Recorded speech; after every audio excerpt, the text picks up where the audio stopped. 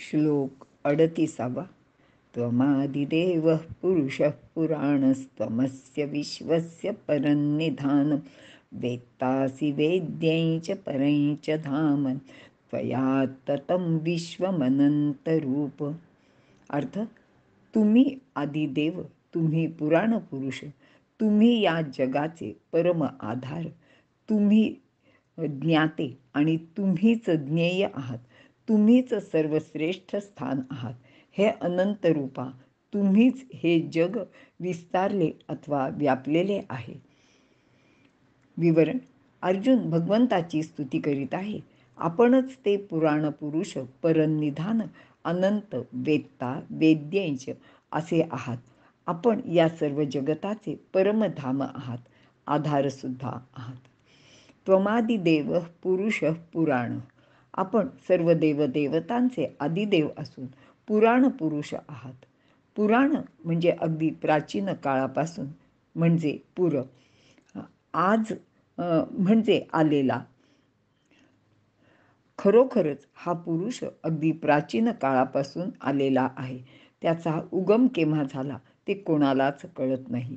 पुरुष पुराशेते इति पुरुषः अशी याची फोड काही लोक करतात, म्हणजेच शरीर रूपी नगरीत जो झोपतो तो. पण नीट विचार केला तर हा कधीच झोपत नाही, कारण हा शरीरात राहून शरीराची सर्व कार्ये नीटपणे चालविण्याचे कार्य करणारी शक्ती आहे. म्हणून पुरुष म्हणजे शरीर चालवणारा. यामध्ये उष हा धातू आहे. याचा अर्थ जाळणे, पिडणे, कंठणे असा आहे. हा पुरुषच शरीरातील ज्वलनक्रिया प्राणवायूचे साह्याने सुरू ठेवतो. तो आपल्या शरीरात राहून आपली कर्मफळे भोगावयास लावतो. तो नसेल तर आपण जिवंत राहू शकणार नाही.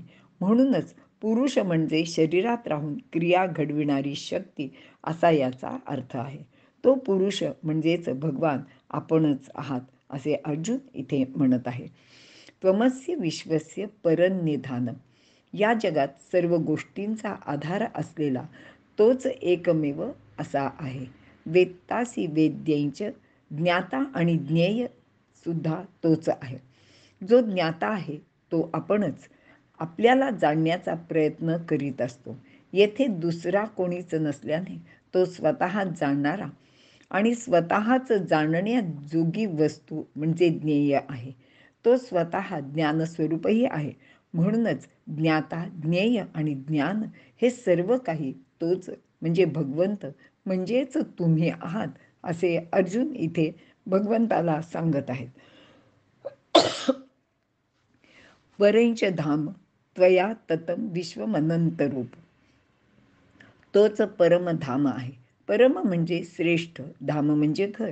तेथे गेल्यावर कोणीही परत येत नाही. यम प्राप्य न निवर्तन्ते तद्धाम परमं मम असे भगवंतांनी सांगितलेले आहे. तोच सर्वांचा आधारसुद्धा आहे. यानेच सर्व विश्व व्यापलेले आहे. तोच या विश्वाची अनंत रूपे आहे, कारण हे विश्व त्या मूल शक्तीनेच व्यापलेले आहे. सर्व काही आहे ते त्याचीच रूपे आहेत, म्हणून त्याला अनंत रूप असे म्हटलेले आहे, असे अर्जुन इथे सांगत आहे. इथे आपण थांबूया.